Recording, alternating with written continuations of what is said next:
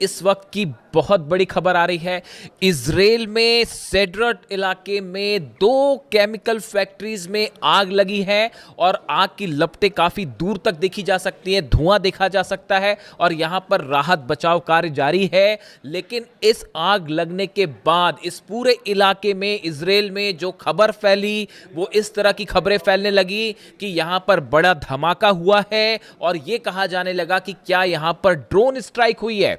देखिए, इस तरह की खबरें फैली इजराइल में और उसके बाद वहां पर जो स्थानीय लोग हैं उनमें जबरदस्त खौफ का माहौल देखा जा रहा है।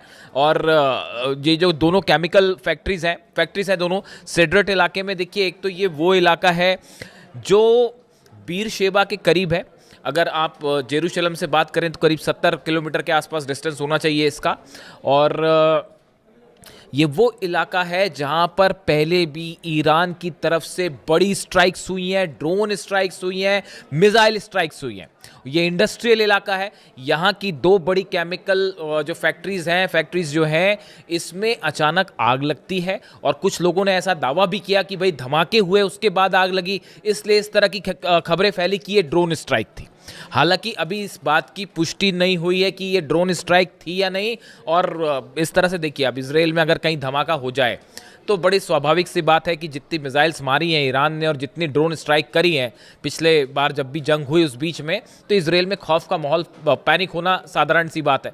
तो हुआ ये कि ये जैसे ही खबर आई उसके बाद इस तरह की खबरें फैलने लग गई कि भाई ये ईरान की तरफ से ड्रोन स्ट्राइक कर दी गई है। उसके बाद पैनिक का माहौल था, लेकिन वहाँ पर जो है फायर फाइटर्स पहुँचे, आग को बुझाने का काम शुरू हुआ।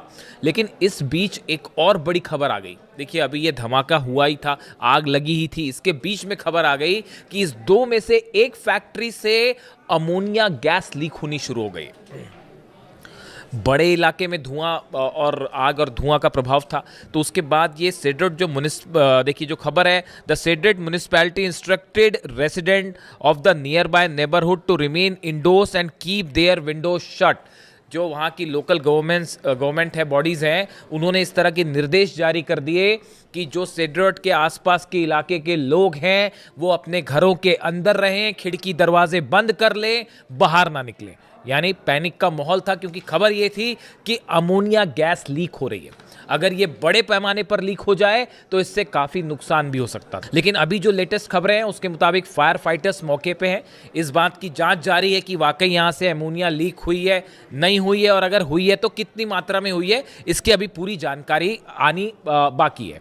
इस तरह से भी कुछ जगह से दावे हुए हैं। जो इजराइल के अखबार आप देखें, इजराइल का मीडिया देखें, तो वो इस तरह के दावे हो रहे हैं कि अमोनिया लीक नहीं हुई है।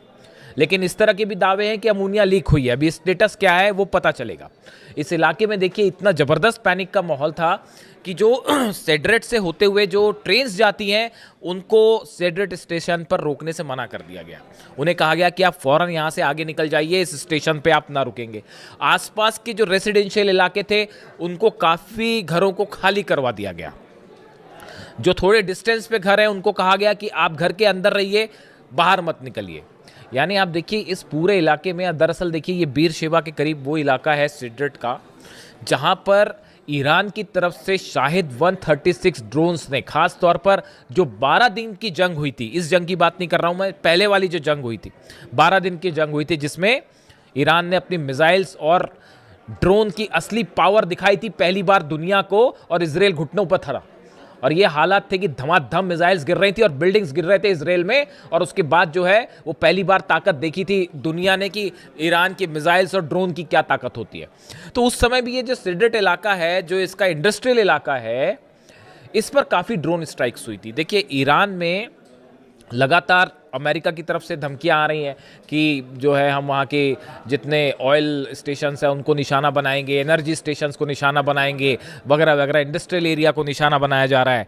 इन हालात में नेतन्याहू जब डोनाल्ड ट्रंप से मिलने वाले हैं उसके ठीक पहले इजराइल के एक इंडस्ट्रियल कॉम्प्लेक्स में आग लग जाती है, तेजी से फैल जाती है और इस तरह से धमाके और ड्रोन स्ट्राइक की खबरें फैलने लगती हैं। इसके बाद सबको यही लगा एक बार कि ये ईरान की तरफ से, जैसा कि ईरान ने पहले ही कह रखा है कि अगर हमारे पर हमले जारी रहे या अगर हमें ज़रूरत महसूस हुई प्रीएम्प्टिव स्ट्राइक की तो हम पहले स्ट्राइक कर देंगे। इस तरह की बातें भी ईरान की तरफ से कही गई। तो ऑलरेडी पैनिक फैलना लाजमी था। तो उसके बाद हालात ये है कि अब वहाँ पर जो है काफ़ी सारी जो है फायर ब्रिगेड की गाड़ियाँ हैं और वो आग वाग बुझाने के काम में लगी हुई है। अभी किसी तरह की ड्रोन स्ट्राइक की कोई कन्फर्मेशन नहीं आई है। अगर कन्फर्मेशन आती है तो हम आपको बताएंगे, लेकिन फिलहाल इस पूरी घटना से अच्छा खासा पैनिक जो है वो इजराइल में देखने को मिल रहा है। अब देखिए, इसी बीच एक और बड़ी खबर है, मैं अगले वीडियो में इसकी चर्चा करूंगा आपसे, कि इराक में जो स्ट्राइक्स की गई हैं खासतौर पर इरबिल में ईरान की तरफ से, वहाँ इराक में अभी भी हमले जारी हैं, वहाँ पे अभी भी जो है वो दुश्मनों के खिलाफ ईरान की कार्रवाई जारी है। उसमें इजराइल के कुछ सीक्रेट अड्डों को निशाना बनाया गया है। इस पर अभी डिटेल्स ज़रा आ जाए आपसे शेयर करेंगे। और इस बीच देखिए, जो खबर है ही कि नेतन्याहू और डोनाल्ड ट्रंप की मुलाकात होने वाली है, इस पर पूरी दुनिया की नज़रें हैं कि डोनाल्ड ट्रंप और नेतन्याहू की मुलाकात में क्या होता है। पिछली बार भी जब हमले हुए थे ईरान पे, जंग शुरू हुई थी, तो उसके पहले दोनों की मुलाकात हुई थी। अब बड़े सारे ऑप्शंस जो हैं इसकी अमेरिका की मीडिया आपस में चर्चा कर रही है। ईरान की तरफ से साफ है स्टेटस, आप मिलिए मत मिलिए, जो करना है करिए, ईरान का जवाब तैयार है। हमला करोगे तो हमला मिलेगा, बातचीत करोगे तो बातचीत मिलेगी, जैसा चाहता है अमेरिका, जैसा चाहता है इजराइल, उसको वैसा जवाब दिया जाएगा। ईरान का स्टेटस बिल्कुल क्लियर है। वो अभी तो जवाब यूक्रेन को देने की हो रही है, क्योंकि कैस्पियन सागर में जो हमला किया है अभी तैयारी उसकी चल रही है। वो खुर्रमशहर 4 कभी भी फायर हो सकती है। जवाब जरूर मिलेगा यूक्रेन को, ये बात तो तय है। अब देखिए, इस बीच जो खबर है, 2-3 ऑप्शंस जो हैं जिस पर विचार हो रहे हैं। पहला ये कहा जा रहा है कि डोनाल्ड ट्रंप और नेतन्याहू की मुलाकात के बाद ये प्लान तैयार हो सकता है कि अब हॉर्मूज में एक्शन की जिम्मेदारी नेतन्याहू की। कई सोर्सेज ऐसा दावा कर रहे हैं कि अब हॉर्मूज में अभी तक अमेरिका ने अपने 18 जहाज लेके वो खड़े रहे, कुछ कर नहीं पाए। हॉर्मूज अभी भी पूरी तरह से ईरान के कंट्रोल में, परिंदा भी पर नहीं मार सकता वहाँ ईरान की इच्छा के बिना। तो अब ऐसे में बताया जा रहा है कि हो सकता है कि नेतन्याहू को हॉर्मूज का कंट्रोल दे दिया जाए, कि बस जिम्मा दे दिया जाए कि भैया अब यहाँ पे ईरान से आप लड़ो, हम नहीं लड़ सकते। तो एक ऑप्शन ये है कि इजराइल की एंट्री हॉर्मूज में होने जा रही है, वहाँ पर ईरान उसके लिए तैयार बैठा हुआ, कह रहा है आप आइए, हम बताते हैं, हमारी अबू मेहदी रेडी है, तो वो अलग तैयार है। दूसरा ऑप्शन ये बताया जा रहा है कि अब अमेरिका में मिड टर्म पोल्स होने हैं।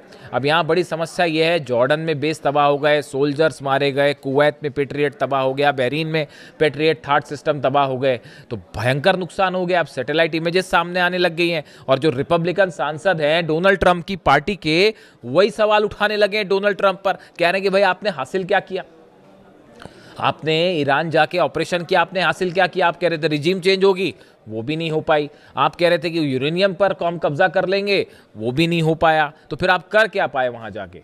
जंग आप जीत नहीं पा रहे हो, अंदर आप कदम नहीं रख पा रहे हो। तो अब ये रिपब्लिकन, ये मैं नहीं कह रहा, ये सीनेटर्स और रिपब्लिकन पार्टी के सदस्य डोनाल्ड ट्रंप पर सवाल उठा रहे हैं। तो इससे आप अंदाज लगा लिए कि मिड टर्म पोल का क्या होना है। तो डोनाल्ड ट्रंप वहां भी घबराए हुए हैं कि भाई चुनाव हार गए तो फिर बड़ी फजीयत हो जाएगी कि ईरान ने हराया, चुनाव भी हार गए। तो अब उसकी भी चिंता सताई जा रही है। तो अब नेतन्याहू से मुलाकात है। तो अब देखिए, तरह तरह की खबरें हैं। लेकिन इस बीच एक बड़ी जो गौर करने वाली बात यह है, अमेरिका के जो फाइटर जेट्स हैं, हथियार हैं, इन सबका प्लेसमेंट, लोकेशंस और मूवमेंट बाकायदा जारी है।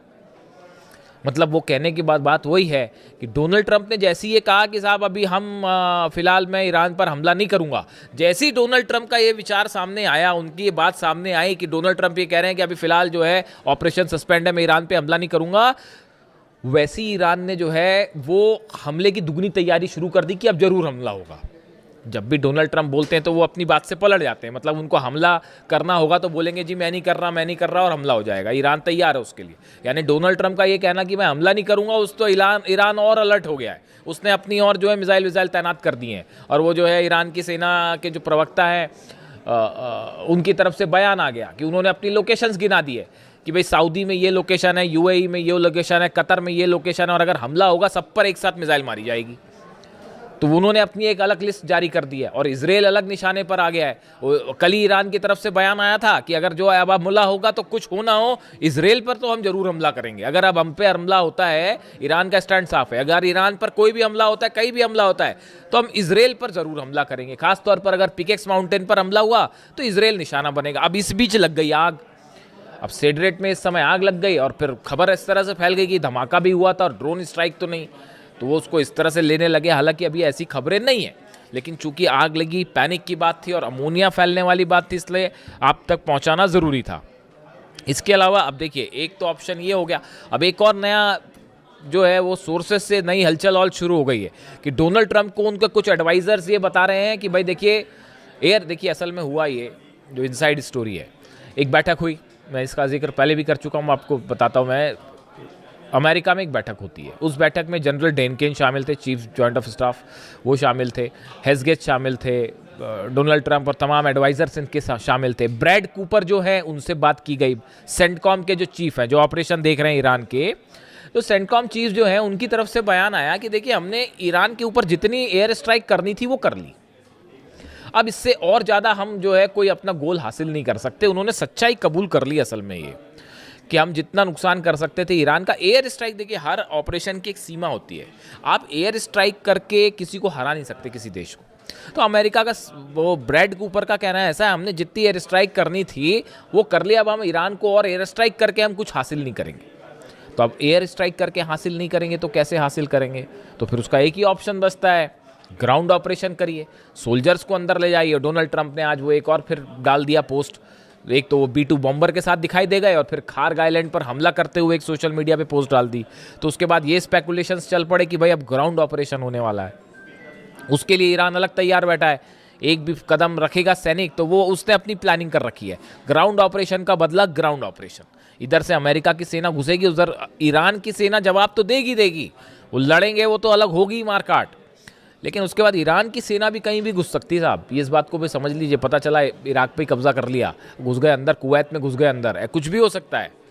ये जो है इन्होंने अपनी अलग पॉलिसी तैयार कर रखी है ईरान ने कि वो दुश्मन से एक कदम आगे चलेगा, मतलब जो चीज़ नहीं सोची होगी वो कर लेंगे।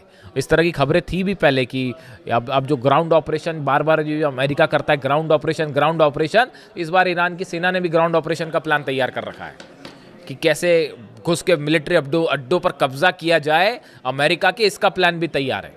वो 8 लाख सैनिक ऐसे ही नहीं बैठे और बड़े गुस्से में बैठे हैं साहब अली खामेनी साहब की शहादत के बाद से, वो कुछ भी हो सकता है। तो फिलहाल ये खबर आप तक पहुंचानी ज़रूरी थी। इससे जुड़ा जो भी अपडेट होगा, नेतन्याहू और ट्रंप की मुलाकात पर हमारी खास नज़र रहेगी वाशिंगटन से, देखते हैं क्या निकल के आता है। जो भी अपडेट होगा आप तक पहुंचाएंगे। Thank you so much.